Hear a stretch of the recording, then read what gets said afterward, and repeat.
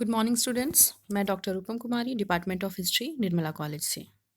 Today I am going to discuss on the topic Chinese society in 19th century. 19वीं शताब्दी में चीनी समाज। सर्वप्रथम मैंने इसमें 19वीं शताब्दी के चीन का एक मानचित्र डाला है। ये एक है और ये दूसरा जो है ये भी चीन का ही है, लेकिन ये चाइनीज़ एम्पायर का है, चीनी साम्राज्य का मैप है, ताकि आपको समझने में सुविधा हो। अब मैं इंट्रोडक्शन के साथ शुरू करना चाहूँगी। सर्वप्रथम चीनी समाज के बारे में अगर यदि बात की जाए तो यह समाज अग्रेरियन सोसाइटी था, एक कृषि प्रधान समाज था। यहाँ की महत्वपूर्ण मुख्य रूप से यहाँ की जनसंख्या थी वो गांवों में रहती थी और कृषि करती थी, और कृषि ही इनके जीवन यापन का मुख्य स्रोत था। कृषि के अंदर जो अंतर्गत जो भूमि आती है उसको भी डिवीजन में कर दिया गया था, दो भागों में। एक तो लैंडलॉर्ड था और दूसरे थे कृषक। लैंडलॉर्ड के पास ज़्यादातर भूमि होती थी, जिन्हें ज़मींदार या सामंत भी कह सकते हैं, और इन्हीं ज़मींदारों की भूमि पर कृषक कार्य करते थे। लेकिन ये जो ज़मींदार थे वो स्वयं चूंकि ये कृषि करते नहीं थे, उन्होंने रेंट पर किसानों को अपनी भूमि दे दी थी, और उनका जो उत्पादन होता था आधा वो ले लेते थे रेंट के रूप में।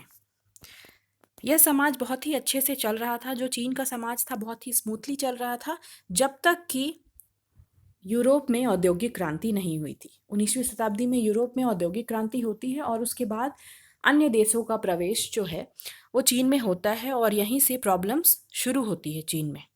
इसके पहले जो चीन का समाज है, यानी जब तक औद्योगिक क्रांति नहीं हुई थी, चीन का समाज एक समृद्ध समाज माना जाता था। सबसे पहले मैं जेंट्री की बात करूंगी। जेंट्री अर्थात संभ्रांत वर्ग। चीन का जो सबसे ऊपर का वर्ग था, जो डोमिनेटिंग क्लास था, उसे बोलते थे दी जेंट्री, जो कि है संभ्रांत वर्ग। संभ्रांत वर्ग कौन था? तो संभ्रांत वर्ग जो था वो मुख्य रूप से लैंडलॉर्ड का वर्ग था, यानी कि जमींदारों का या सामंतों का वर्ग था। और ये जो सामंत या फिर जमींदार थे वो अपनी भूमि पर कार्य नहीं करते थे, वो जोतते नहीं थे। उन्होंने उसे जोतने के लिए किसानों को रखा था, या बोलिए कि अपनी भूमि को रेंट पर दे दिया था किसानों को, और वो उसी हिसाब से अपना जो सोर्स ऑफ इनकम है उसी तरह से करते थे, रेंट ले लेते थे, जिससे उनका इनकम हो जाता था। अगर आगे संभ्रांत वर्ग की बात की जाए तो ये बहुत ही शिक्षित थे। समाज में इनका एक ऊंचा ओहदा था, इनका जीवन जीने का तरीका भी काफ़ी समृद्ध था, और जिससे ये सामान्य वर्ग से बिल्कुल अलग समाज में दिखाई देते थे। इसके अलावा जो संभ्रांत वर्ग के बच्चे होते थे वो एक सख्त शिक्षा प्रणाली थी, कन्फ्यूशियस स्कॉलरशिप, इसकी जो कन्फ्यूशियन छात्रवृत्ति थी उसके अंतर्गत वो वहाँ शिक्षा प्राप्त करते थे। और शिक्षा प्राप्त करने के बाद जो वहाँ सबसे अच्छे बच्चे होते थे, जो पढ़ने में बहुत ही तेज़ होते थे, जिनका फ्यूचर उनको लगता था बहुत अच्छा है, उन्हें ऊंचे ऊंचे पदों पर शाही या राजघराने में अधिकारी के रूप में नियुक्त किया जाता था। संभ्रांत वर्ग के कई बच्चे जो शाही खानदानों में या फिर बोलेंगे राजा के दरबार में अच्छे अच्छे ओहदे पर नियुक्त किए जाते थे, इससे उनका जो परिवार होता था उसकी भी सुरक्षा होती थी, और उस हिसाब से वो धीरे धीरे अपने जो भूमि का जो विस्तार करते थे, वो अपने प्रॉपर्टी का भी विस्तार करते थे। उसके अलावा वो धन का स्रोत जो है उसको भी यूज़ करते थे। तो हर तरह से अपने स्टेटस को जो है वो बढ़ाते थे, अगर वो अधिकारी के रूप में वहाँ नियुक्त हो जाते थे। तो इस तरह से जो संभ्रांत वर्ग है वह एक समृद्ध वर्ग भी बन चुका था चीन में। लेकिन कई ऐसे संभ्रांत वर्ग के लोग थे जो कि अधिकारी के रूप में नियुक्त नहीं थे, लेकिन फिर भी जो है राजा जो थे वो उनसे मदद लेते थे, और उनका कॉपरेशन के थ्रू अपना जो स्टेबिलिटी है वो बनाए रखे हुए थे चीन में। यानी कि जो जेंट्री वर्ग है, यानी कि जो संभ्रांत वर्ग है, उनका बड़ा योगदान था कि राजा जो है वो अपना दबदबा बनाए रखता था समाज में, है ना। तो इस तरह से आगे भी जब वहाँ पर चीन में बहुत सारे राजा हुए, चेंज हो गए, फिर किसी का राइज होता है तो किसी का डिक्लाइन होता है, नए नए राज परिवार भी आए, लेकिन जो आपका जेंट्री वर्ग है, यानी आपका जो संभ्रांत वर्ग है, उसमें कोई चेंजेस नहीं आया। वो अन्य अन्य राजा आते गए और वो उसके हिसाब से ढलते चले गए।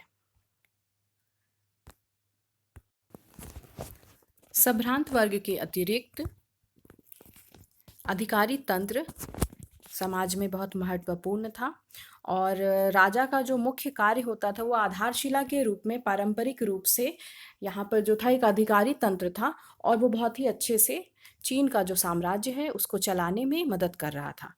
221 ईस्वी पूर्व में चीन का एक राजा था, चीन शी हुआंगती। ये जो राजा थे उसने चीन को पूरी तरीके से एकत्रित किया था या यूनिफाइड किया था और उसके बाद से जो है वहाँ एक ब्यूरोक्रेसी, एक अधिकारी तंत्र की व्यवस्था की थी जो बहुत ही विस्तृत रूप से था, एक विकसित रूप में था और इसमें बुद्धिमान लोगों को रखा गया था। और दुनिया के अन्य हिस्सों के मुकाबले अगर चीन में अधिकारी तंत्र का देखा जाए तो बहुत ही अच्छे से सेटअप इसका किया गया था। जिस टाइम की मैं बात कर रही हूँ, बीसी की बात कर रही हूँ, तो उस समय से ही इनके यहाँ अधिकारी तंत्र की नियुक्तियाँ होने लगी थी। ऊपर से लेकर नीचे तक, यानी कि राजा के दरबार से बात किया जाए अधिकारी तंत्र का और नीचे में आपका गांव हो गया, डिस्ट्रिक्ट हो गया, वहाँ तक जो है अलग अलग तरीके से व्यवस्था किया गया था अधिकारी तंत्र का। और इसके लिए कई नियम कानून बनाए गए थे, चाहे वो नियुक्त हो रहा है उसके लिए नियम अलग थे, उसका प्रमोशन हो रहा है उसके लिए नियम अलग थे, अगर उसका स्थानांतरण हो रहा है एक जगह से दूसरी जगह तो उसके लिए भी कई नियम थे, अगर वो कुछ गलत कार्य कर रहा है तो उसको डिसमिस करना है, सस्पेंड करना है, उसको किसी तरह की सज़ा देनी है तो उसके लिए भी अलग अलग नियम बनाए गए थे। लेकिन यह जो था, अगर ईस्वी में बात किया जाए तो 1000 ईस्वी तक जो है आपका चाइनीज़ एम्पायर जो है इसी तरह से चल रहा था अधिकारी तंत्र में ही, लेकिन अधिकारी जो है वो खरीद करके भी उस पद को एक अधिकारी बन सकते थे, ये प्रोसेस चल रहा था। लेकिन 11वीं सेंचुरी में ये जो प्रोसेस है उसको चेंज कर दिया गया, चेंज करके एक बहुत ही अच्छे चीज़ को लाया गया, वो था एग्ज़ाम। एग्ज़ाम मतलब परीक्षा के द्वारा जो है अब जो है अधिकारी तंत्र चुने जाने लगे और ऐसे में जो है इनका अधिकारी तंत्र ऑब्वियसली बहुत ही अच्छा हो जाएगा क्योंकि मेरिट के आधार पर यहाँ पर लोगों को चुना जाने लगा अधिकारी के रूप में। अब यहाँ पर किसी भी तरह से फेवरेटिज्म की बात नहीं हो रही थी। अब कोई अगर किसी का बहुत अच्छा है तो उसको ले लिया जाए और अगर कोई पसंद नहीं है उसको हटा दिया जाए, इस तरह की कोई बात नहीं थी। अब एग्ज़ाम होते थे और मैंने एक फ़ोटो भी डाला है जो मुझे इंटरनेट पे मिला था कि एक सिविल सर्वेंट एग्ज़ाम वहाँ होता था, कंडक्ट कैसे किया जाता है उसका एक इमेज भी मैंने डाला है। वहाँ एग्ज़ाम होते थे, उसके बाद जो मेरिट के हिसाब से उनको चुना जाता था।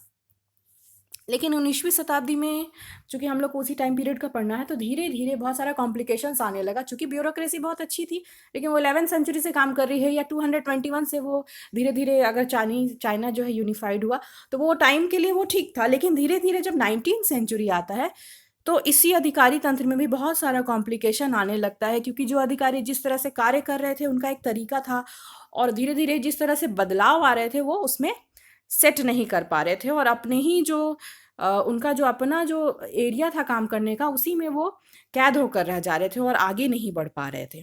आगे चलकर कई सुधार करने का भी 1898 ईस्वी में इसमें सुधार करने का भी प्रयास किया गया, लेकिन फिर भी बहुत ज़्यादा सुधार नहीं हो पाया और बाद में जो नया वर्ग उभर रहा था जो कि पुराने लिंक के साथ नहीं चल सकते थे, उनका आगमन होता है और ब्यूरोक्रेसी में भी चेंज हो जाता है। लास्टली मैं बात करूंगी पीजेंट्री क्लास, कृषक वर्ग की, जो कि समाज में बहुतायत में थी, यानी कि बहुसंख्यक जनता जो थी चीन में वो कृषक वर्ग से बिलोंग करती थी। और अगर पीजेंट्री फैमिली की अगर बात की जाए तो उसका भी एक मैंने फ़ोटो डाला है जो अवेलेबल था इंटरनेट पे। और region to region and period to period, यानी कि एक क्षेत्र से दूसरे क्षेत्र का कृषक जो परिवार था उनकी स्थिति अलग होती थी और समय के साथ भी यह बदलती रहती थी। ऐसे तो अगर सैद्धांतिक रूप से बात किया जाए तो चीन में किसी तरह से दास वर्ग का या सर्फ्स का सिस्टम नहीं था, लेकिन जो स्थिति उनकी थी, जो कृषक वर्ग की स्थिति थी वो दासों से कम नहीं थी। बहुत ही ज़्यादा गरीब थे, उनकी स्थिति सुरक्षित भी नहीं थी, उन्हें ज़बरदस्ती उनको खेतों पर काम कराया जाता था। अगर वो काम नहीं करेंगे खेतों पर तो अब भी उनको टैक्स देना ही था। तो बहुत इनसिक्योरिटी उनके अंतर्गत थी और कई जो किसान थे वो अपने ज़मीन को छोड़कर, टैक्स के डर से अपनी ज़मीन को छोड़कर दूसरे जगह चले जाते थे ताकि वो उससे टैक्स देने से बच सके और ऐसे में इंडिपेंडेंट कल्टीवेटर वो बन जाते थे। और कई बार उनको उस तरह से प्रोटेक्शन मिलता कहाँ था, तो लैंडलॉर्ड की ज़मीन पर, क्योंकि लैंडलॉर्ड रेंट देते थे तो वो फ्रीली वहाँ पर रहकर काम कर सकते थे। उसके अलावा किसानों को बहुत तरह की दिक्कतों का सामना करना पड़ता था प्राकृतिक रूप से भी। अगर वहाँ पर बाढ़ आ गई, वहाँ सूखा आ गया या किसी तरह से प्राकृतिक आपदा आ गई, तो इससे भी कृषकों की कठिनाइयाँ बढ़ जाती थी और वो स्थिति उनकी बद से बदतर हो जाती थी। आगे चलकर जब किसानों की स्थिति बद से बदतर हो गई, तो वो जब एक जगह से दूसरी जगह जाने लगे, तो उनका जीवन जो था बहुत ही ज़्यादा असुरक्षित होने लगा। और ऐसे में उन्होंने सीक्रेट रूप से कई गुप्त संस्थाओं का निर्माण करना शुरू कर दिया। और इस गुप्त संस्थाओं में जो था, इस सरकार के विरुद्ध उनका गुस्सा फूटने लगा। और यही जो है आगे चलकर जो हम सोसाइटीज़ पढ़ेंगे, सीक्रेट सोसाइटीज़, यानी कि गुप्त जो है समाज जो था, समाज का वर्ग जो था, कई प्रकार के रिवोल्ट को आगे लाएगा, विद्रोह को सामने लाएगा।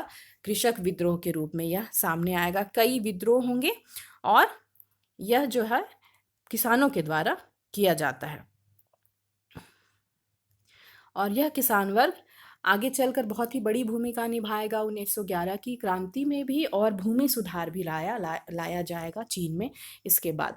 और इस तरह से धीरे धीरे किसानों की स्थिति में काफ़ी सुधार आता है 1911 की क्रांति के बाद। पूर्ण रूप से अगर देखा जाएगा तो ऐसा लगता है देखने से कि जो समाज है उसमें बोला जाता है कि 19वीं शताब्दी में औद्योगिक क्रांति हुई, उसके बाद ही चीन में जो है बहुत सारी कठिनाइयाँ उत्पन्न हुई।